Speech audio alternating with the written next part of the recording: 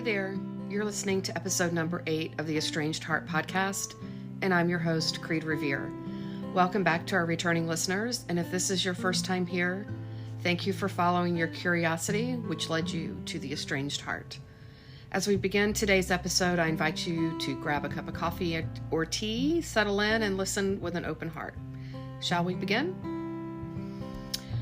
As always, a quick disclaimer. I'm not a therapist or a counselor. Nothing within this podcast should be considered or taken as therapy. If you are in need of therapeutic support, such as counseling, please seek out a therapist near you. I wanted to begin today's podcast by giving a couple of shout outs.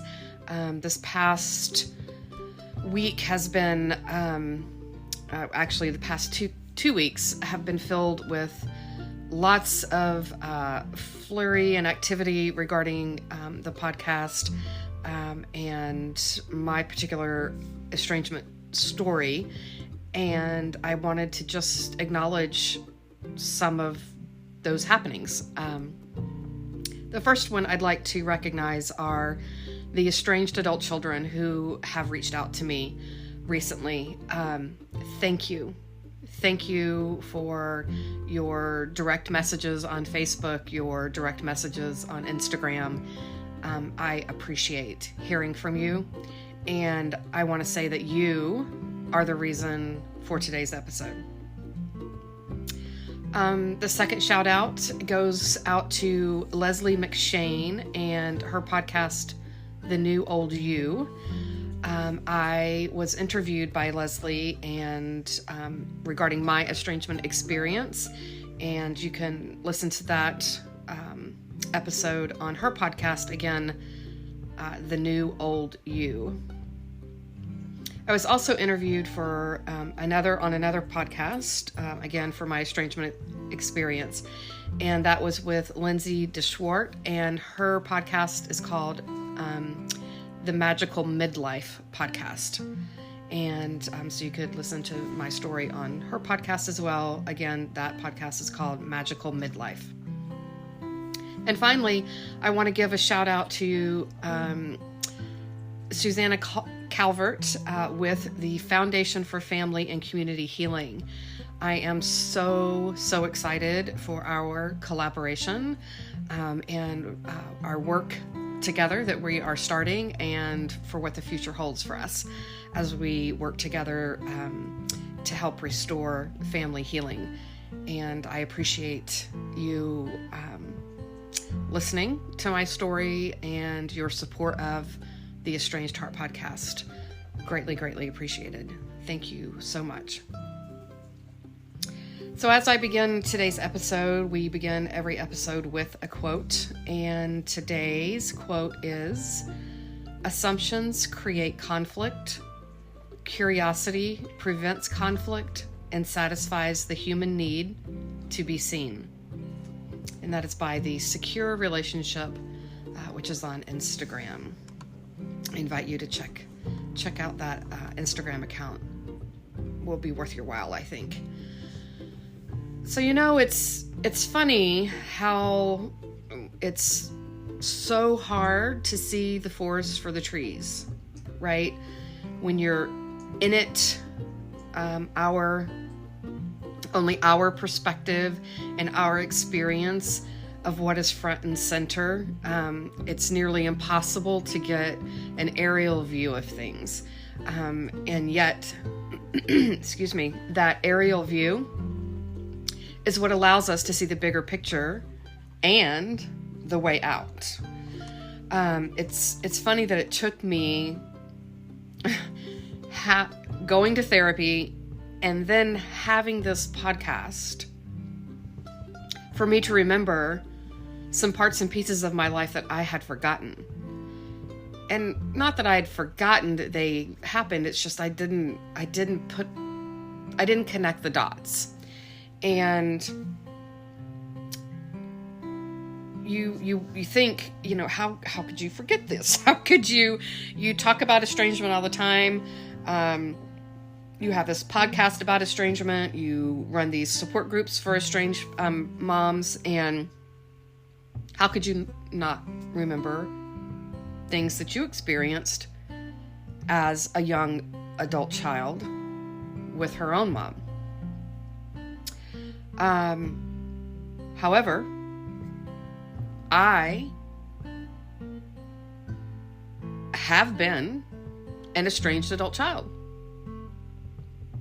And it did not dawn on me that that's actually what those experiences in my life were until very recently. And I think part of that is because when those experiences happened in my life, and I'll get into those in a minute, I never knew the word estrangement, and therefore did not put it in the same category as estrangement. To me, it was, a time in my life, quote, when I didn't talk to my mom. And so it was in therapy, and again, kind of in a couple of my last sessions with my therapist, that I was able to say, oh my goodness, there were times in my life when I didn't talk to my mom, and oh my gosh, that was an estrangement. So I have been both. I have been an estranged mom and an estranged adult child. And I think that is more common than we would like to believe, especially as estranged moms who our adult children have removed themselves from our lives. And it's kind of hard to maybe think about, wow, I kind of did that same thing to my mom back in the day. May not have lasted forever, may not have been, this big horrific event and complete and utter rejection. However, there are different levels of estrangement. There are, and I'll get into those in a minute as well. But I want to preface what I'm going to talk about today, by saying this. Again, I never knew that the word, estrangement was what was happening between my mom and I. And I want to say that my mom and I today have a relationship that is healthy. For years, we did not have a healthy relationship. And it took work on my end first, and then she came around. Now, that's not to say that it took my, doing my inner work to end the estrangement between she and I. That's not what happened. But in order for us to have a healthy relationship, it took me working on myself, and then being able to have some difficult conversations with my mom, and conversations that she was not super happy about. But she was able to be with them and listen to them. And eventually she began to connect the dots and realize some things. So I just wanted to start off by saying that. And I also want to say that if you're listening today, or you listen to this podcast, I love you dearly, and nothing in this podcast is to be construed as you doing something wrong or horrible as a parent. We don't know what we don't know. And the important piece for me is that today you are open to change, and you are open to listening and hearing and making amends and looking at things from my perspective rather than just your own. So I love you, and but I think it's important also for my listeners of this podcast to understand my own experience. And so I will share that with you today, and know that this is my experience. It's not my mom's, and I don't, her story is hers to tell and not mine. So let's talk about the, defining estrangement again, just because I'm trying to connect these dots for those of us who have kids who have estranged from us, and maybe we've done the same thing to our parents at some point in time in our lives. So estrangement is defined as the fact of no longer being on friendly terms or part of a social group. The state of being alienated or separated in feeling and affection a state of hostility or unfriendliness. It's also defined as having lost former closeness and affection in a state of alienation from a previous close or familial relationship. So with those definitions in mind, I think that most of us can say that we have been estranged from someone in our life at some point in time, whether it's a parent, whether it's a child, whether it's a friend, an acquaintance, a neighbor. You can be estranged from people if you've had a close relationship with them, and then you no longer have that. So, and there are different types of estrangement, meaning, some people say that estrangement is only if there is absolutely no contact at all between two parties. And I don't agree with that. I think that there are many different levels to estrangement. Yes, there's the complete cutoff, the absolute rejection, no contact at all, no phone calls, no text messages, no emails, no nothing. But then there are different other types of estrangement, such as, like once a year contact, where maybe you only see each other at Christmas, or maybe you only have a phone call at Christmas or on a major holiday for your family, where it's kind of, out of obligation that you show up or that you call this one time of year. But the rest of the year, there's no contact. There's no closeness, no affection within relationship with one another.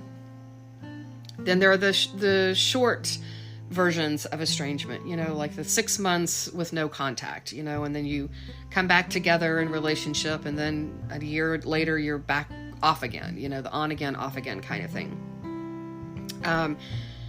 And then I would like to also say that I think that there's a part of estrangement that is the kind that, where somebody just kind of holds you at arm's length and just, they are willing to have a conversation with you, these, what I call surface level conversations. They're willing to have that and to talk about, everyday things, but nothing deep and certainly nothing that could potentially resemble conflict. But just, they hold you at arm's length where you can't have that closeness. You can't have that connection with each other. And it's not reciprocal, right? Like, one party, holds all the cards, so to speak, and saying, well, you can contact me here or under these circumstances, or only under, at this time of year for this long, or what have you. So I think that there are different levels to estrangement. And so I think that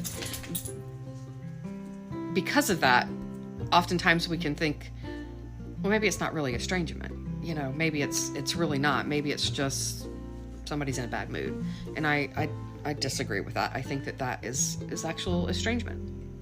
So when did I estrange from my mom? I was in the first time I remember estranging from my mom, it was in the early 2000s, and I was in my mid-30s.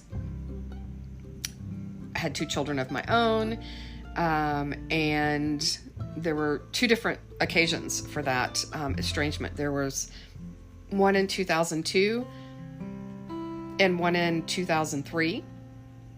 And then there was a third estrangement period of time in 2013. So I distinctly remember in 2002, my mom and I had gone somewhere, and we were in the car and arguing, and I believe it was about my sister, because it's just my sister and I are the only children my parents had, and there was quite a bit of favoritism shown from my parents between my sister and I. And I was having this heated conversation with my mom, and I remember telling her, I'll never forget, I was sitting in the driver's seat, and just furious with my mother about something about my sister. And I remember telling my mom, I do not have to have you in my life just because you carry the title of mom. And I remember she was so taken aback and she was mortified.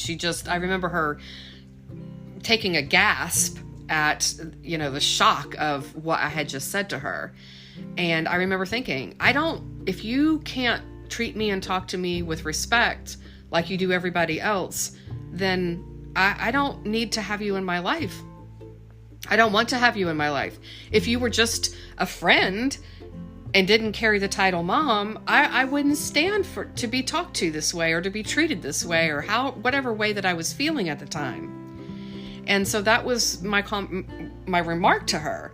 And she was just taken aback. And so for a period of time, we didn't talk there for a bit. It didn't last for very long, that initial time. But what's important is that looking back now, that was my way of telling my mom, I need something different from you. I didn't know how else to say it. I didn't have the tools or the wherewithal to figure out a different way. I certainly had not been taught anything about healthy conflict resolution. And so my way of having conflict with people was to yell and scream and try to get my, be bigger and louder than them to get my point across. And that's what was happening with my mom during that specific occasion. And so it wasn't, hey mom, I'm feeling this way and I, would really appreciate you doing this or that or the other thing. And if you don't, I'm going to estrange from you. That doesn't happen. For the most part, adult children don't come to you and have those types of conversations until it gets to the point where it's, then it's just, they're at their wits' end and they're like, I don't know what else to do but to tell you I'm not going to have you in my life. So the second time I estranged from her was in 2003, and that lasted a couple of years. And it was due to a family situation that I unfortunately can't disclose all the details of because it involves one of my daughters, and that's not my story to tell. But I will tell you that there was a fracture within our family, and I did not have any contact with my mom or my sister for several years because of that. And again, it was more or less a forced estrangement. It wasn't necessarily something that I chose on my own to do. And then the third time I estranged from her was in 2013, and actually it wasn't 2013, it was earlier than that. Oh my goodness, when was that? Maybe 2011, 2012. And anyway, she had remarried, and I was living in Washington State at the time. She was in Florida, and so I was fairly disconnected from the family just because of distance and location. And she remarried, and I felt like it just caught me off guard. I wasn't prepared that she was remarrying and, was moving and having this other person in her life. And I just felt really disconnected from her. And we had another blow up, and I didn't talk to her for a number of months after that as well. And so it's, why did I estrange from her during those times? I mean, I've given you some examples of that, but I think the important pieces to remember is that, there was, I talked about the sibling favoritism, talked about her marriage and me feeling left out and not included. And I don't mean included as in, be in her wedding or things like that, but and not that she needed to have my permission to get married. But I just felt like it went from, hey, I'm dating this guy to, hey, I'm getting married in a very short period of time. And I was like, how did this happen? Like, I felt like I had missed out on part of her life. And so it caught me really off guard. So, when I think about estrangement, for me as the adult child, I'm like, what was I wanting from my mom that I wasn't getting? What did I want her to do that she wasn't doing? What did I want her to say that she wasn't saying? Or what was she saying that I didn't want her to say? Or what was she doing that I did not want her to do? And I think that the bottom line for me, it was never, this, you didn't get me a gift and you got her a gift. It wasn't anything like that. Well, I will say this, it wasn't, that may have, those things, type of things may have been the surface level things. It's kind of like in a marriage, and you start having relationship issues, and people talk about, the socks on the floor and, the wet towel on the floor instead of being hung up. And that's not the issue. Those are symptoms. The issue is what's lying beneath that. And that always comes back to feelings and emotions. And for me, I didn't feel like I ever had my mom's undivided attention that wasn't somehow connected to my sister. Like I just never felt like she and I could just have a conversation and be in relationship with one another without something from someone else. And that was either in conversation, having just a conversation with my mom, and she would say, oh, well, I talked to your sister yesterday and she said this and that and the other thing. And I'm like, I don't want to hear about my sister. I just didn't. I wanted her undivided attention. And yes, I was in my mid-30s. Yes, I had family of my own. And yes, as most adult parents say, you ought to know better. You're a grown adult with a family of your own. You should know that it's not all about you. You're right. It wasn't all about me. However, it stemmed from my childhood. It stemmed from my childhood of not feeling like I ever had my mom's undivided attention. And that was what was running my show. That's what was driving my bus for years. And I never understood that, never realized that until I got myself into therapy. And so it was after getting into therapy, after my estrangement with my daughters, that I was able to finally go, oh my God, now I understand why I was so frustrated with my mom.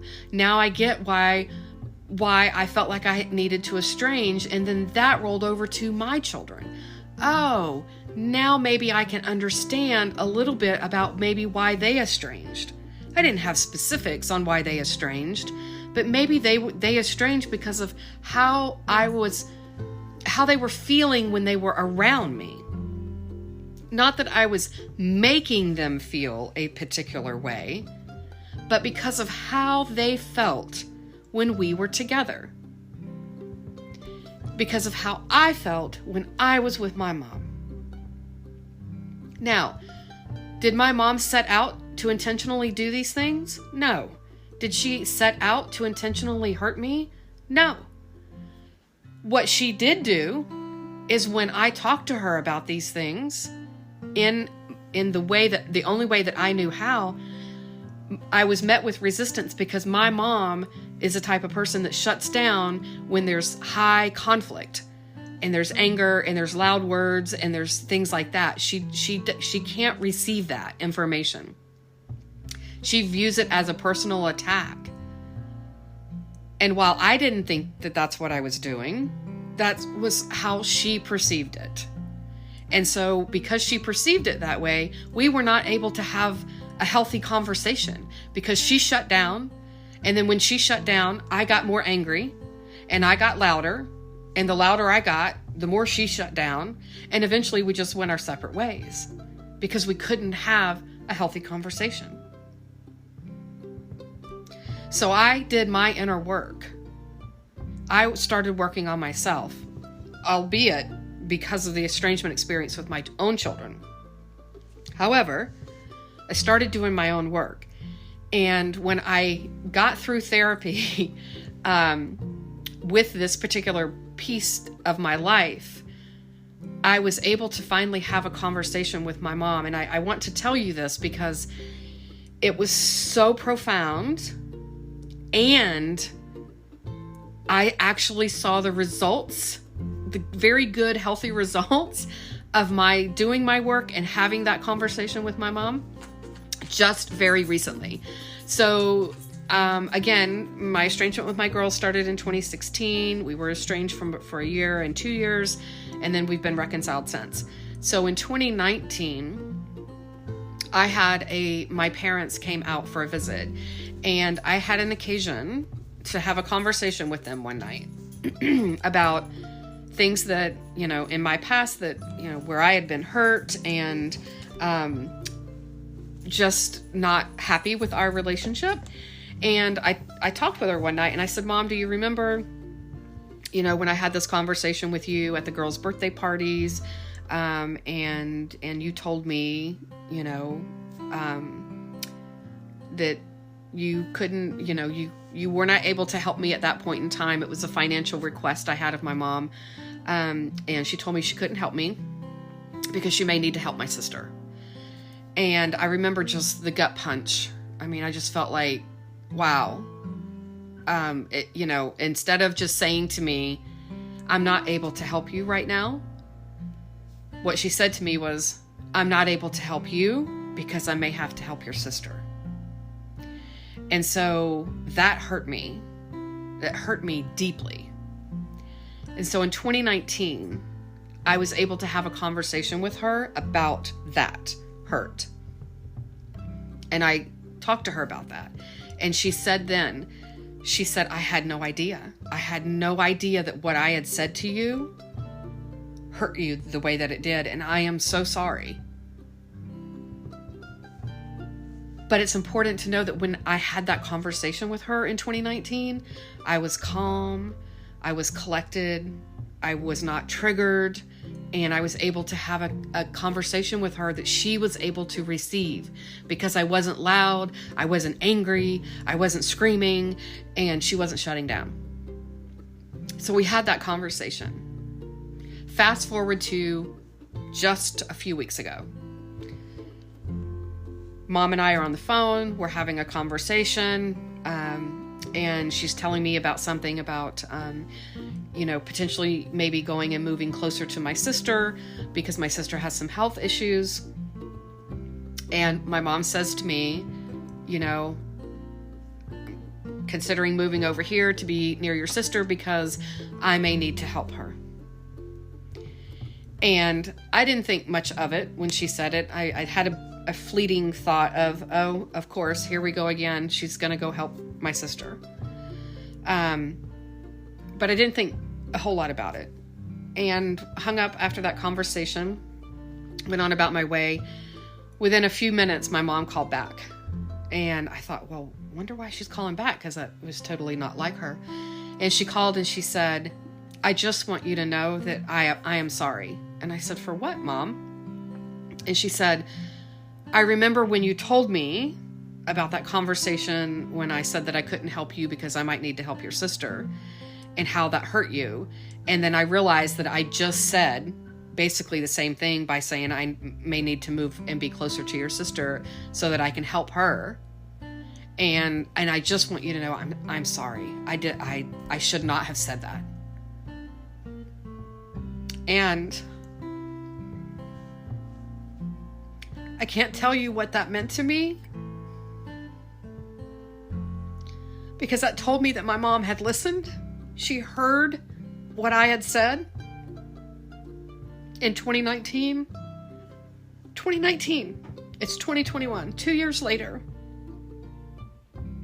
She remembered that statement hurt me, and she recognized what she had said this time. And she called back and made an apology. Now, I didn't expect her to do that. I wasn't expecting anything. But she did. And I can't tell you how healing that was for me. For my mom to understand, to hear my pain. And I'm 52 years old. And it's still, obviously I'm emotional about this. It means something to our adult children when we can hear their pain. when we can say, I am sorry, I hurt you, without but I did the best I could, but I was only trying to do what I thought was right. She just apologized. She listened to me, and she heard my pain. And she apologized for hurting me with no caveats. And that is what our adult children are asking for. Our adult children are asking to be heard, to be respected, and to receive apologies for the ways that we have hurt them, intentionally or not. And I know that most parents do not intentionally hurt their children. But by the very nature of being human beings, we screw up. And we hurt our children. But the way to heal that, to heal their hurt, and to heal the rifts between us, is to recognize their hurt.